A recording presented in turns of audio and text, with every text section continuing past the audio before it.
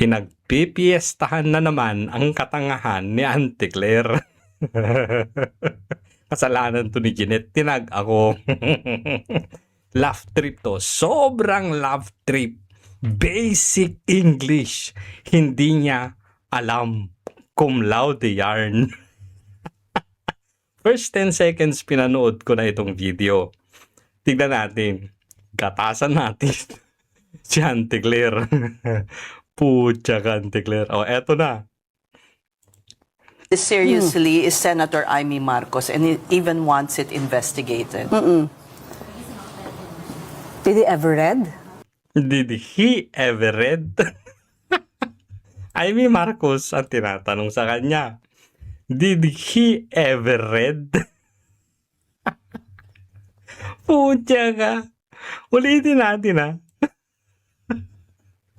Marcos, and he even wants it investigated.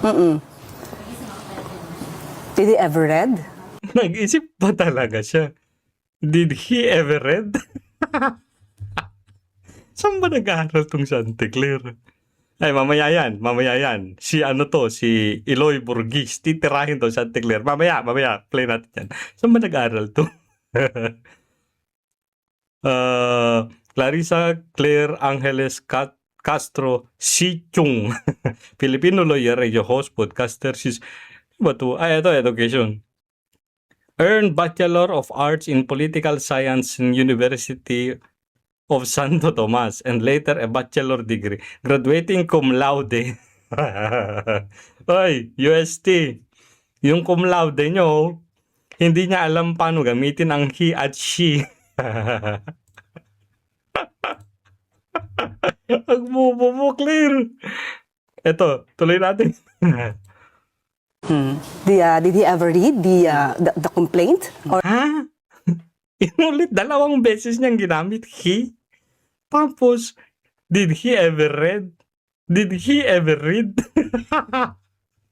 Simpleng past tense po siya kaya di niya alam. Ulitin natin. Seriously is Senator Amy Marcos, and he even wants it investigated. did he ever read? Nag-isip pa. Did he ever read the complaint? Or rather the statement? 2 beses mo bang inulit, tanga?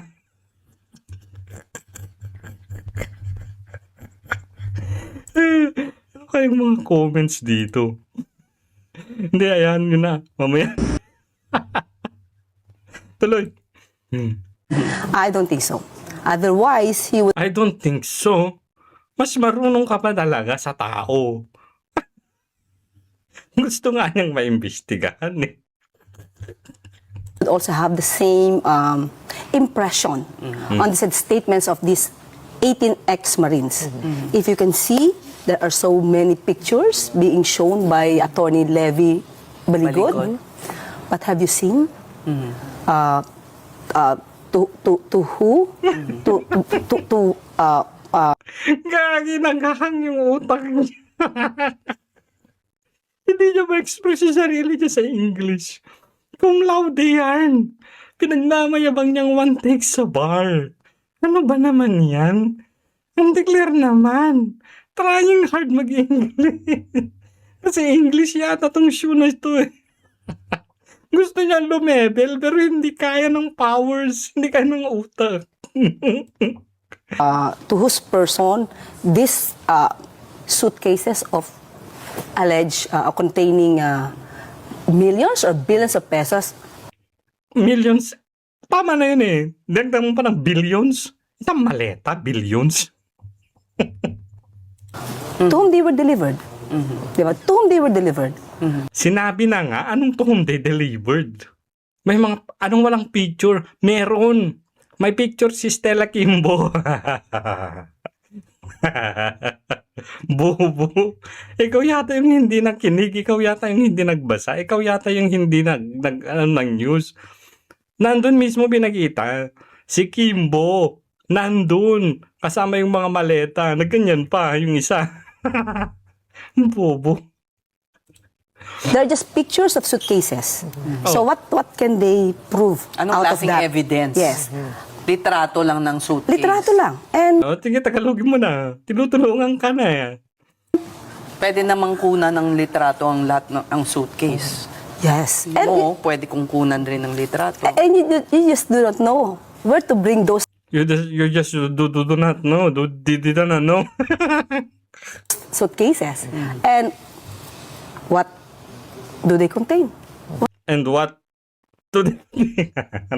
Ang talaga yung Wala utak. eh. So, kaya sabi natin, para siyang supposed to be the script, so supposed to be a drama. Palagi na lang yan yung ano mo. Pag may lumalabas na akusasyon, pag may lumalabas na affidavit, drama. Ano ba? Mag-isip ka naman ng iba. There should be a drama, but it becomes a comedy. It became.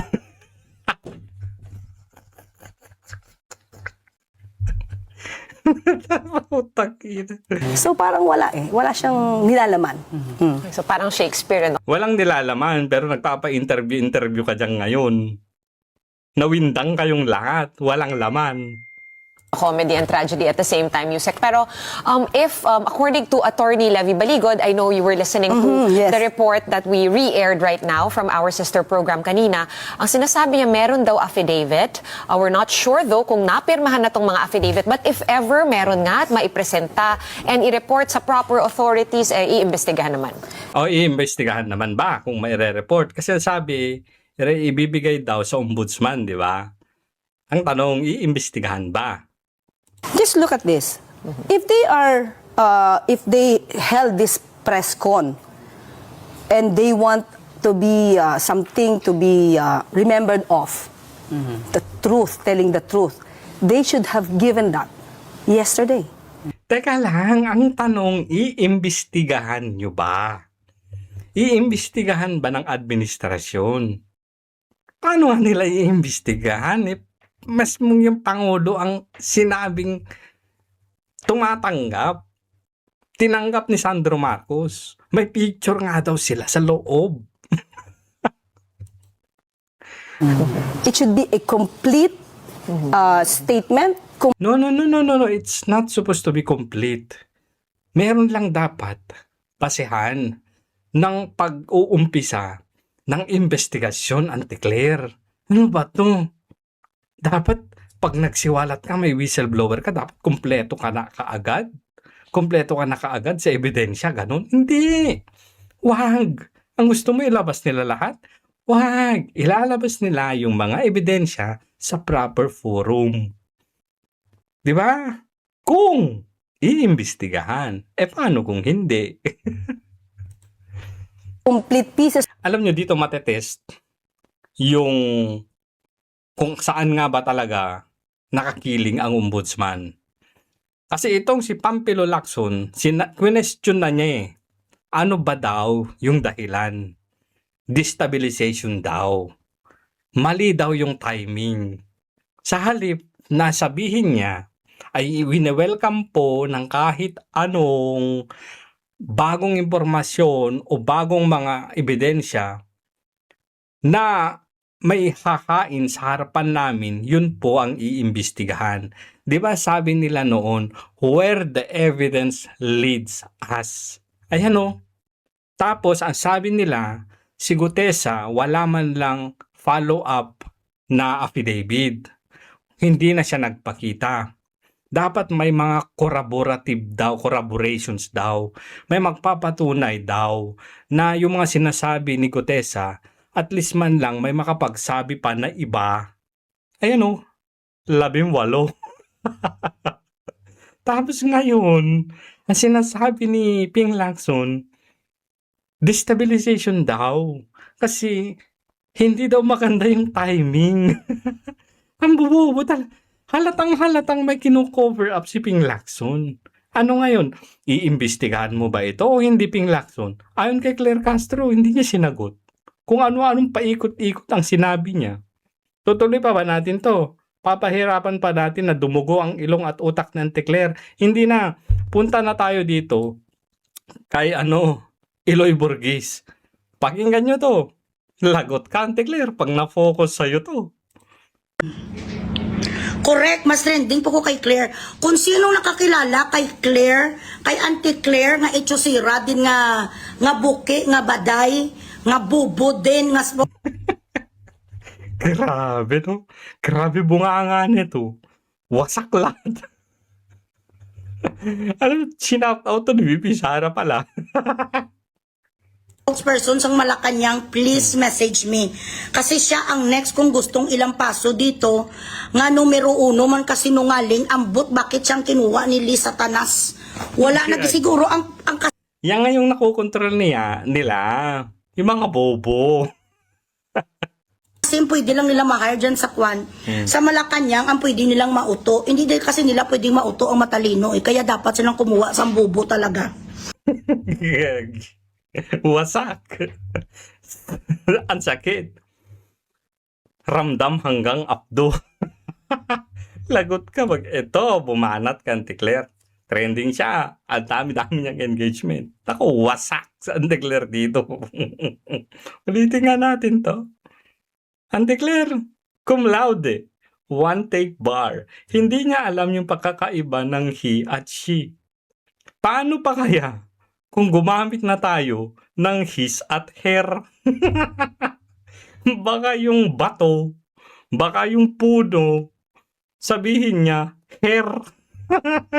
Sabihan niya ng his.